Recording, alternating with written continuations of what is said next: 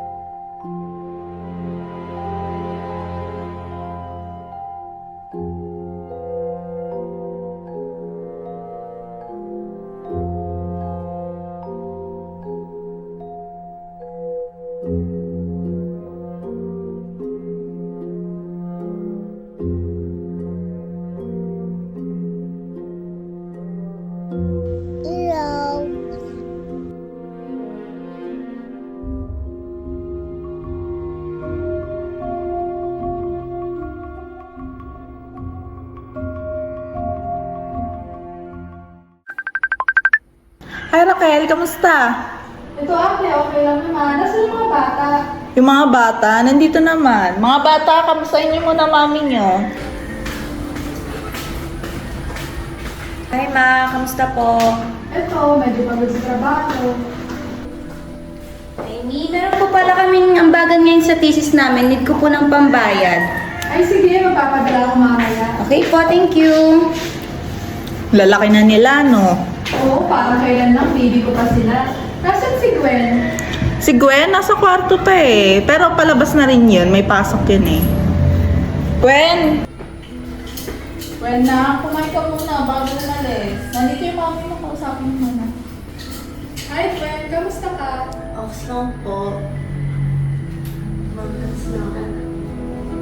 Alis ka na, hindi ka pa kumain. Sige, ingat.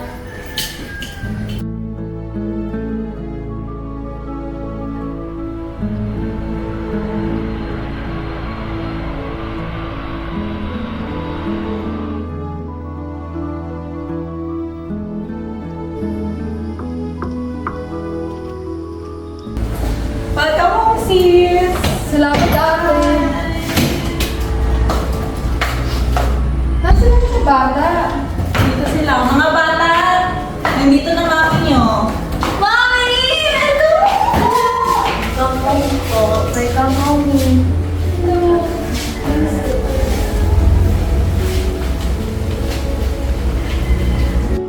Hi, namiss ko kayong lahat. Namiss ko tong bahay. Ay, naku, umiyakan naman kagwentuhan sa kanila. Mag-iis kang Kasi,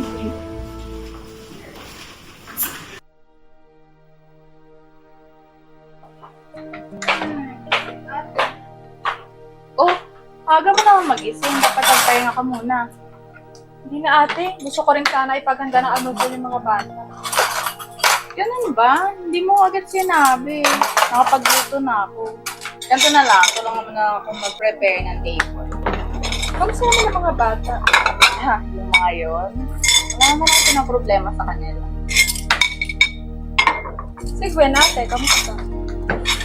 Si Gwen, napakabait na bata. Malambing din. At tuwing gabi, umakit sa bato yung mayakap sa akin. Napaka-sweet. Sa akin kaya, kailan niya ako yayakapin ng gano'n? Pagpasensyahan mo na. Nag-a-adjust pa kasi yung bata. eh. Tara na.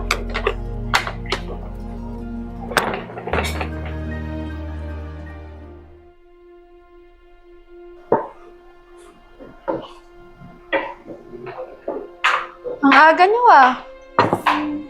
Simple ng dalang po, Mami. Okay lang. Masaya ako na magkakasama tayo. Gwen! Kamusta ka? Lagi kitang hinahanap. Okay lang po, Mami. Ang tahimik niyo. Medyo pagod na po. Naiintindihan ko.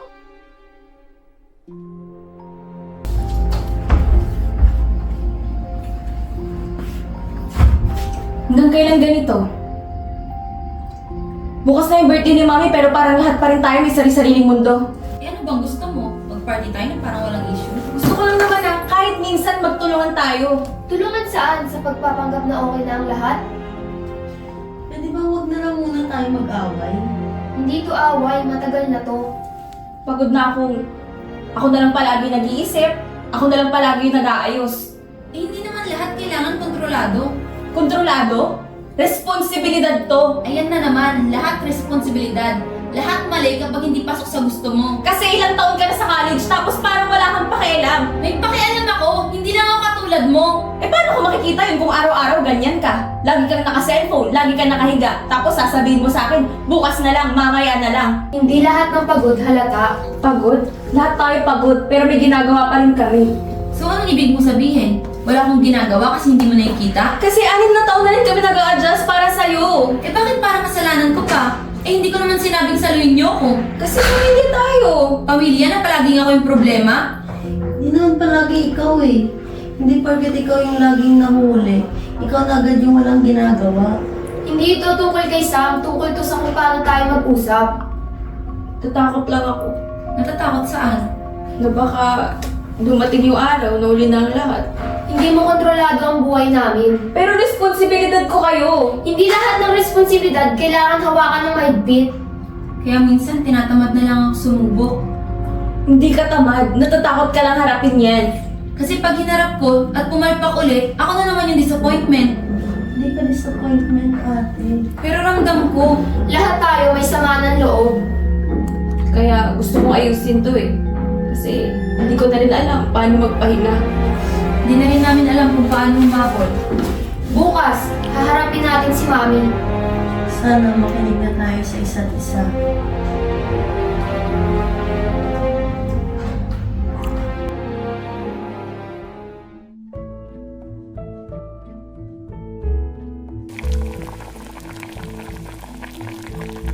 Happy birthday, Mommy! Happy birthday! Salamat mga anak. Hindi ako Mami? akalain. Gabi?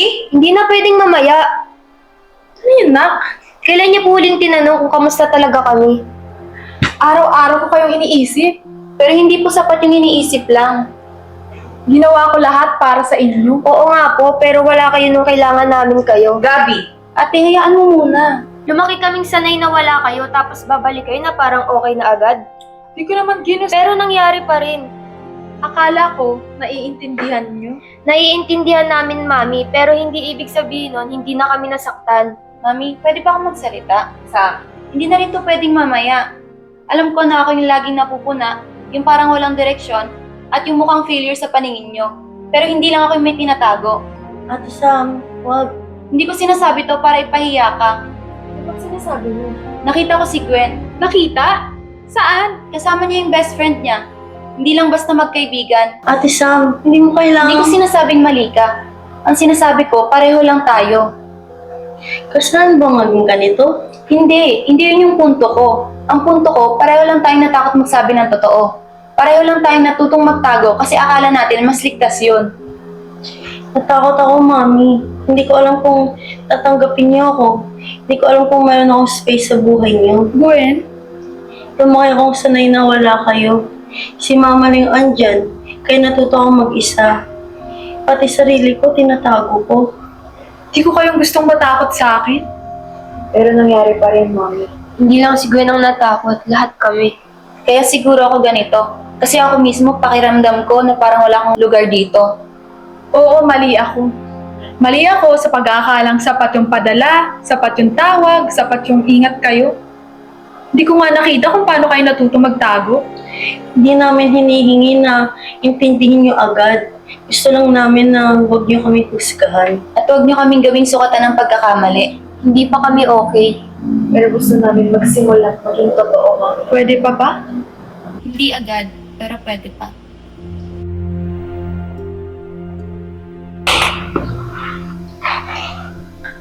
Hanggang kailan mo balak magpanggap na okay ang lahat? Alam mo namang masama yung loob nila sa'yo. Ginawa ko yon para sa kanila, para sa kinabukasan nila, sa pangangailangan nila. Ginawa ko yun kasi yun yung kailangan. Oo, na bigay mo nga yung perang kailangan nila. Pero wala ka. Ako yung nasa tabi nila. Ako yung nagpalaki sa kanila. At lumaki silang may galit sa'yo. Anong magagawa ko? Wala akong choice eh. Alam mo ate, sobrang hirap na di sila nakikita o nahawakan. Masakit sa akin bilang nurse na naalagaan ko yung iba't ibang tao, tapos yung sarili kong anak, hindi ko maalagaan, hindi ko mahawakan or mabantayan. Alam ko namang mahirap, pero naisip mo ba yung pakiramdam na lumaki na walang nanay sa tabi nila? Wala ka nung sa panahon na kailangan kanila sa school, lalo na pag may mga sakit sila. Wala ka. Araw-araw kong dala ang konsensya ko. Araw-araw kong tinatanong yung sarili ko, tama pa ba yung decision ko? Kung hindi ko naman yung ginawa, paano sila mag-aaral? Paano sila kakain? Pero ngayon, may pagitan na hindi na sila yung mga bata na kusa na layayakap sa'yo. Malaki na sila, nasaktan sila, at hindi lang pera ang makakapag-ayos mo. Alam ko yun. At ayun yung pinakamasakit. Ayoko marinig sa kanila na ayaw nila sa akin, galit sila sa akin, o di nila ako kailangan. Natatakot akong kausapin sila, baka ipagtabuyan nila ako palayo.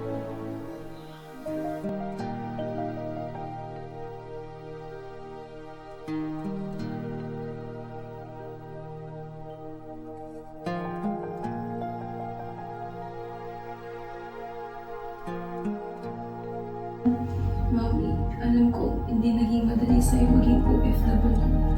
Pero alam mo ba kung gaano kahirap na lumaki kami na wala ka? Si tita lang yung nandyan. Siya yung tumatayong nanay namin. Ang hirap. Kasi minsan, paano naman ako? Si Ate George nandyan para kay Sam. Gabi? Si tita nandyan para kay Gwen. Ate, hindi totoo yan. No, it's okay. I have to be stronger. Hindi dahil gusto ko. Kundi dahil wala akong ibang maaasahan kundi ang sarili ko. Anak, I'm sorry if I made you feel that way. Wala ako sa tabi mo nung kailangan mo ako. Hindi ko naman gusto na maramdaman mo nag-iisa ka. I love you all the same. Mahal na mahal ko kayo. Maraming taon ako nagtrabaho sa ibang bansa. Nag-nurse ako, hindi dahil sa gusto ko, hindi dahil para mapag-aral kayo at para mabigyan kayo ng magandang buhay. Hindi ko naman alam growing up na masasaktan kayo ng ganito. Pasensya na, Mami. Hindi rin namin naisip na ginawa mo lahat para sa amin. Halika nga kayo. Sama nga sa group hug nyo.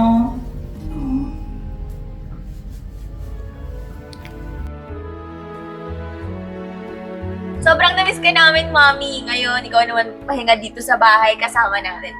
Oo, dito na ako mag-i-stay para naman makabawi sa pagkukulang ko sa inyo.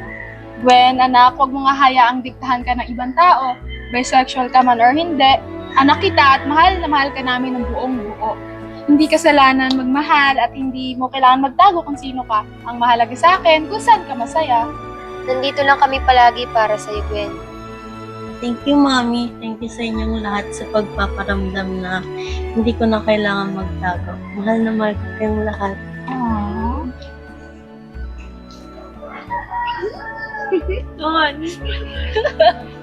Wait lang, guys, Kukunin lang. 1, 2, 3! Happy birthday to you! Happy birthday to you!